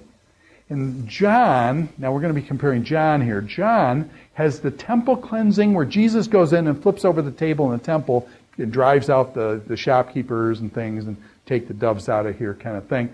Jesus does that in John chapter 2, which is right at the beginning of the book of John. John doesn't have any of the birth stories about Jesus. He starts in the beginning was the Word. The Word was with God and the Word was God. Boom, he jumps right into this thing of Jesus is the Word, the Logos. And then boom, chapter 2. Jesus makes water into wine, and Jesus flips over the table. And then you've got the whole rest of the book of John going on when Jesus cleanses one of the first things he does in the book of John. Yet in Matthew, the story of the temple cleansing comes at the end. When Jesus is up at the temple and he's going to be, his last week, his Passion Week, when he's going to be tried and crucified, and he does the temple cleansing just after, just before his crucifixion. And here, this is interesting too. What about the fig tree? The fig tree. In Matthew, Jesus condemns the fig tree and it withers immediately. Whereas in the book of Mark, when Jesus curses the fig tree withers the next day. So this is a timing variation. Okay, we're talking about differences in timing. The temple cleansing, was it at the beginning or end of Christ's ministry? This withering of the fig tree. Jesus curses the fig tree. He goes up to the fig tree, there's no fruit on it. He curses it. In Matthew, boom, the fig tree withers immediately. But in Mark, it's the next day when the fig tree withers. Now, okay, what about this timing variation? And I think this is fairly significant here. Okay? Let me just talk about this a little bit further. I'm just wondering, let me just go down a little bit here and see.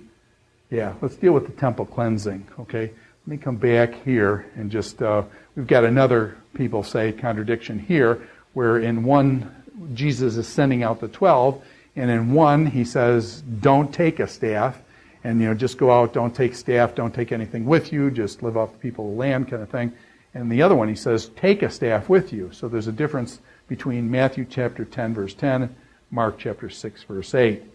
And as this is pretty easily solved, I think. Did Jesus send the 12 out repeatedly, probably? Did Jesus send the 12 out in various contexts? And so one time he told them, take a staff. The other one he tells them, don't take a staff. It could be even that he's got some people he's sending out into Galilee, and he tells those people, don't take a staff because you're going to Galilee, you should be friends with the people there. And he's telling these other guys, hey, they're going over to the Decapolis area, and hey, you're going to need a staff over there. So it's possible that he tells some of his disciples to take a staff and some of them not to take a staff, okay? So you've got either that scenario where he's sending them to two different regions and he's telling one group to take a staff and one not to in the same event, or you could have it that Jesus sends out the 12, and then we know all other places he sends out the 70. And so Jesus sending out people repeatedly and with different advice each time, and that's possible. So this is not really a contradiction. You can explain it in various ways. Now, I want to talk about the temple cleansing. And, actually, I want to tell you a story. Let me come back to this one with the staff, to take a staff or not to take a staff. And one he tells them, do take a staff. The other one he tells them, do not take a staff. I think it was Kenneth Conser tells this story about a person. And I want to tell you a story. I'm going to tell you, told by two eyewitnesses. These are two people who saw this accident, okay? So you've got two eyewitnesses of an accident, okay? Here's how it goes. The first witnesses. This is the first witness reports to the police. This is what happened. There was a bus. Bus came down the road. The woman was standing by a telephone pole. The bus hit the pole and threw the woman and hit the woman. The bus hit the telephone pole, hit the woman, threw the woman, and the woman was hurt, not fatally. The woman was hurt, not fatally, and she was taken to the hospital. Okay? So the bus hits the pole, hits the woman is hurt, not fatally, and taken to the hospital. That's what the one witness saw. Here's a description of a second witness. Second witness says, the woman was in a car. The car was T-boned. She was not wearing her seatbelt. She was thrown out of the car and killed instantly. Okay? She was in a car without her seatbelt. She was hit, T-boned, and she was thrown out of the car and killed instantly. Now, which one of those stories is true? Very different stories, right? Very different stories. One by a telephone pole, she's not hurt fatally, she's taken to the hospital. The other one, she's killed instantly, thrown out of the car. Okay? Two different stories. Sound like these are two different witnesses. It sounds like the stories are contradictory. They're not. The problem is, whenever you have a story, you're not, the full story, life is more complex. This is just a kind of a dumb thing to say. But life is more complex than a story. What happened with this woman? Here's how this worked out. This is actual truth. Okay, this actually happened. Okay, two witnesses, okay? The woman was standing by a pole. She was hit by the bus and she was injured. A good Samaritan stopped his car, picked up the woman, and was taking her to the hospital. As he was taking her to the hospital, she did not put on her seatbelt, and the guy went through an intersection while he was taking her to the hospital, and he was T-boned, and she was ejected from the inside of his car, and she was killed instantly. So question, which witness was right? They both were right, okay? The story's actually, the problem was, the story was much more complex than initially. You think that the stories are like this, and you realize that there was a time sequence there, and that solves that problem. And so all I'm saying is, you got to be careful when you come to Scripture. Life is much more complicated. We're getting a fraction of what happened. We're getting a fraction of what Jesus said, and we're getting a fraction of the situation. We don't know the whole situation all the time, so you got to be careful about making these big judgments. Oh, there's contradictions in the Bible. See, this contradicts this. He told them to take a staff. He told them not to take a staff. You weren't there, man, so you don't know. You don't know exactly what was going on. Did he send them to two different areas? Did he tell them to take a staff one time and then not another time? You weren't there. And so don't go, the Bible is proven reliable enough all the time on the stuff that we know, that where there's conflict, you got to be able to say, hey, I trust the witness. I know I've seen the Bible tell the truth 100 million times, and so if it's got this thing that looks like a contradiction, there's got to be some sort of explanation to it. So be careful. Life is more complex than what's recorded in Scripture. Indeed, John tells us, sorry for jumping to John, but John says, if I wrote down everything that Jesus ever did, he says all the books in the world couldn't hold it all. So, of course, you're just getting part of what Jesus said and did. And okay. So just that kind of as a background there. Now, what I'd like to do is look at this temple cleansing, because I think this is really pretty interesting.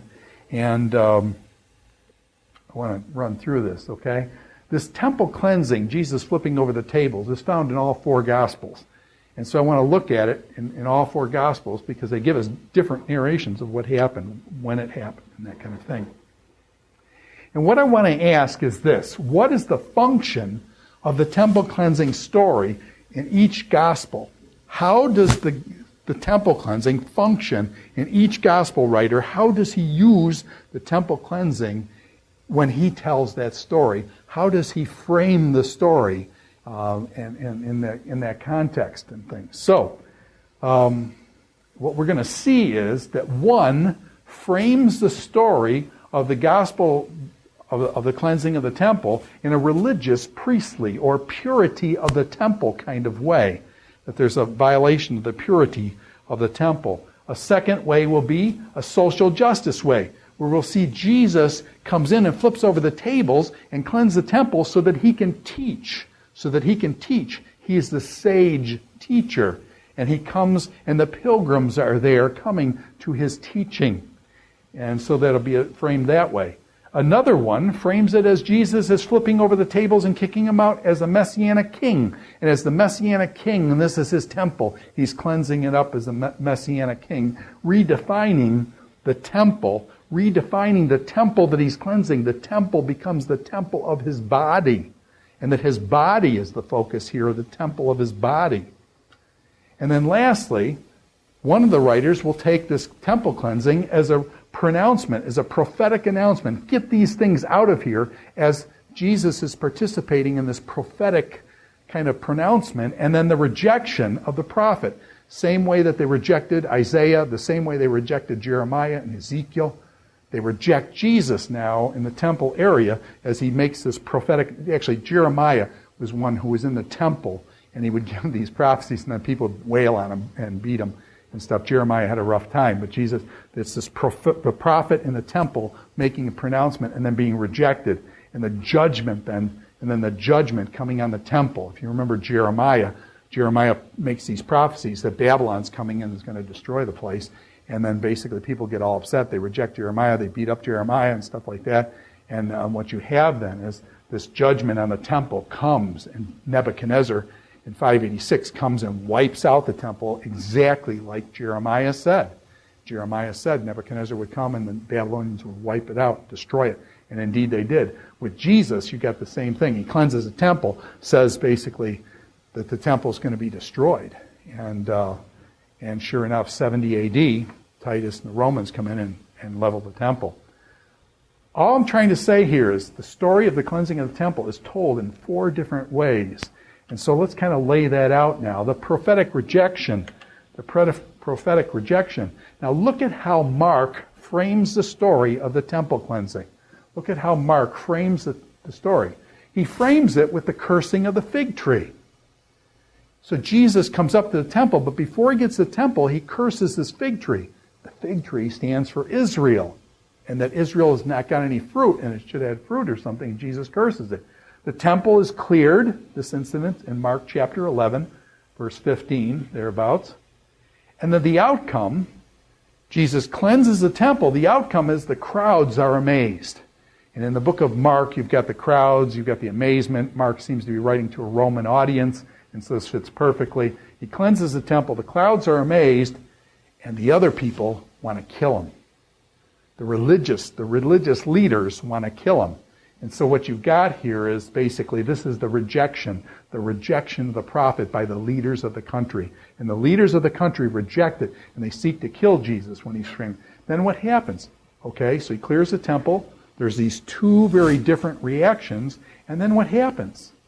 The fig tree withers. At the end, you come back in chapter 11, verse 20 in Mark, they go out again and they see that the fig tree is withered. So here it starts with the fig tree being cursed, and then the story ends with the fig tree withering. And you see Mark then frames kind of like an envelope, or as Dr. Phillips would say, an inclusio. An inclusio, it begins with the cursing of the fig tree, and then the fig tree withers. And that the fig tree then encapsulates, like bookends, encapsulates the story of the temple cleansing, largely to illustrate this point of the prophet's rejection. Jesus comes in as a prophet into the temple, and he is rejected. And they try to kill him and things. And so the tree withers because what? The tree represents Israel. That Israel's rejection of the message will result in the withering of the fig tree. So this is how Mark frames the story, as a prophetic rejection. Okay, prophetic rejection. So it's more in line with Isaiah 56:7 and Jeremiah chapter 7. So Mark frames it with this kind of quote, get these things out of my house, don't make my Father's house into a den of thieves kind of thing. Now let's look at the other one. Let's look at Matthew chapter 21. Now in Matthew, you remember, is about the kingdom of heaven. And so Matthew will portray this temple cleansing in the idea of a messianic restoration of the temple area. And so basically, let's look at the context and how it flows.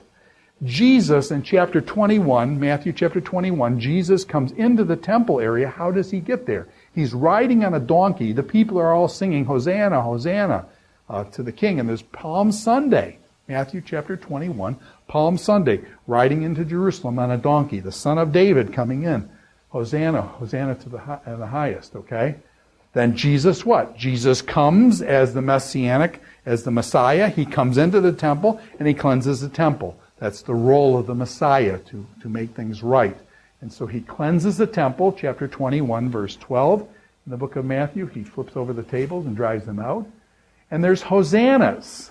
The hosannas continue, and Jesus then, in the book of Matthew, Jesus flips over the table, he cleanses the temple, and then what should the Messiah do? The Messiah should heal people in the Temple Mount. So there's all these healings that Jesus does. And the Son of David, the people cry out, Son of David. And from the lips of children, you've ordained praise, Jesus says. And so what you have in the book of Matthew is Jesus flips over the table and the Messianic restoration. Jesus heals people, and he takes that which is broken and he fixes it, and he fixes people and stuff. The Messiah restores things to the way it should be.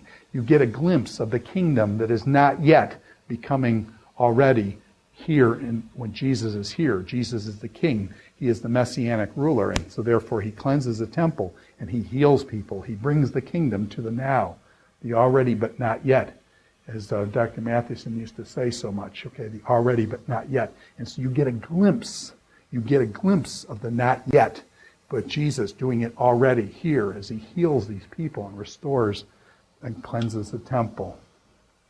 So the Messianic restoration and the city's hosannas and things clearly seen here in the book of Matthew. The lame are healed. The outsiders are brought in. And this is the Messianic kingdom. You get a glimpse. In Matthew, you get a glimpse of the kingdom of heaven on earth. And Matthew portrays this in the temple cleansing. The insiders, however, the outsiders are brought in, but the insiders become opponents. And this is a minor role, though, here in things. And then the next day, the fig tree is withered. In other words, the fig tree is not the point here. He's showing the Messianic restoration kind of thing. And so the fig tree is disconnected from the temple cleansing. And rather, the fig tree is used in Matthew as a lesson on prayer.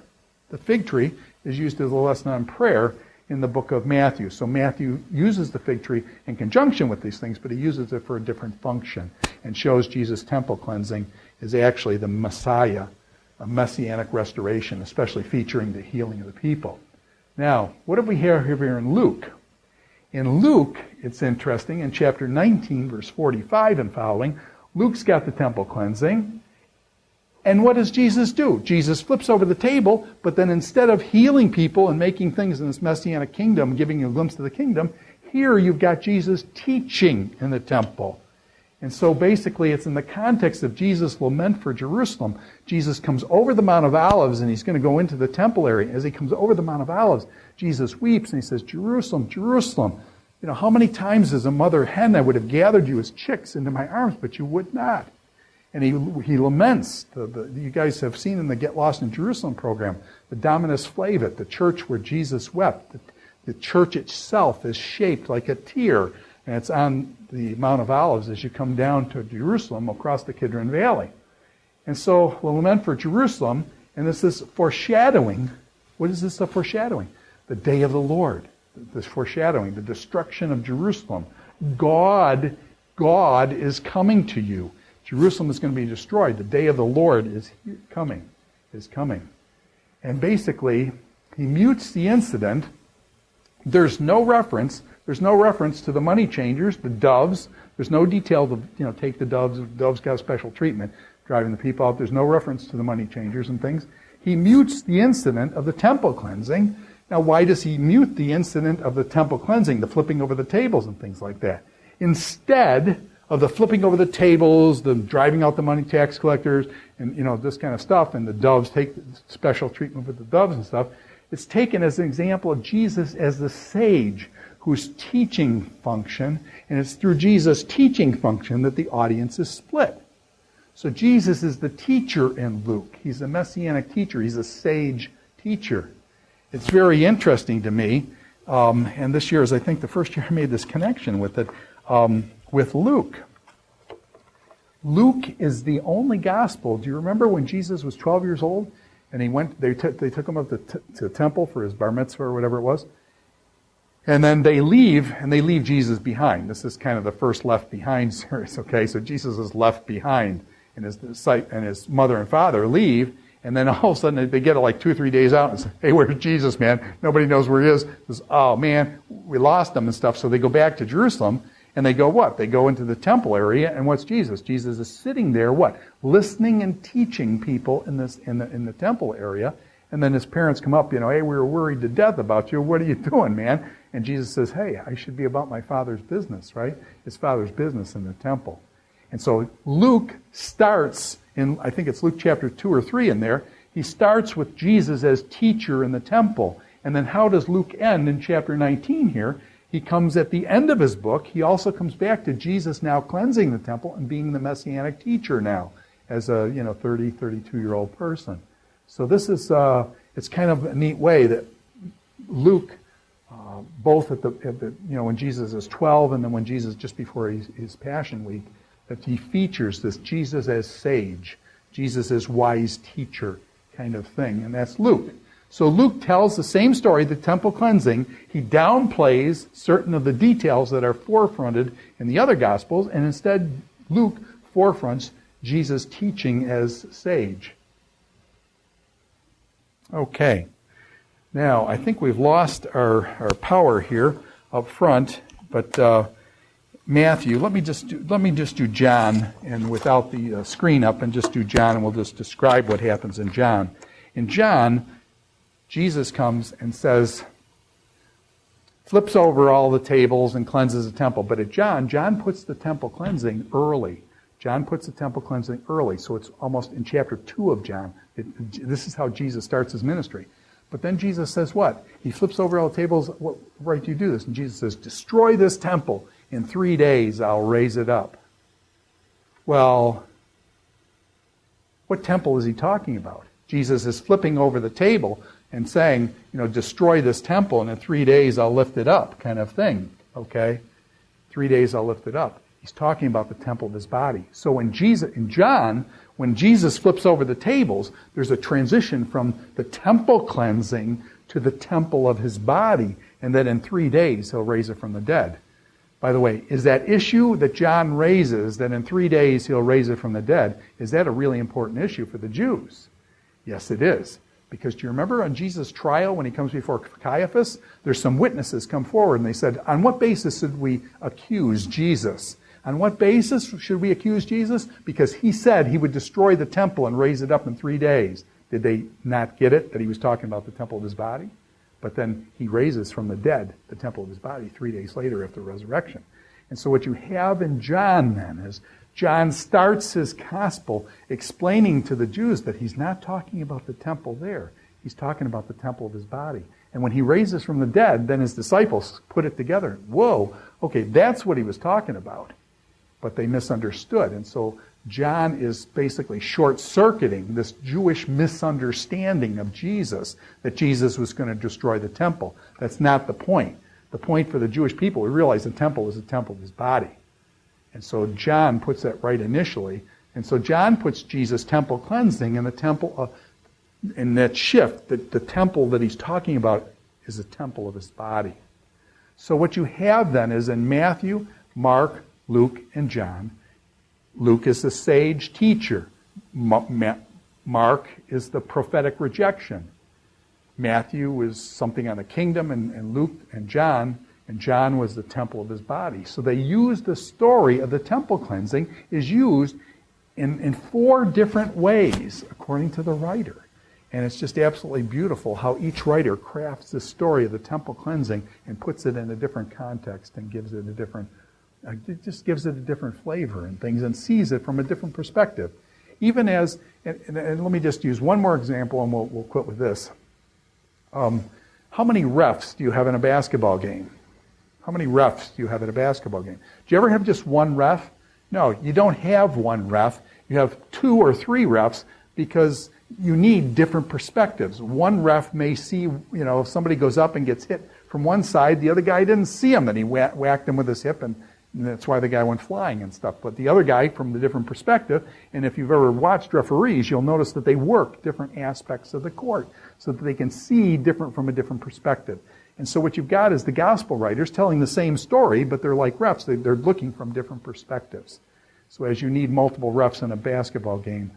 So you've got, 3 gospel writers. They see Christ with the same eye. They're telling many of the same stories and things. John's giving a very different story, but they're, even among the 3, they're using the story, and they're seeing the story in a different light. So that's part of the synoptic problem, and next time we'll develop a little bit more of this further. Okay? Thanks.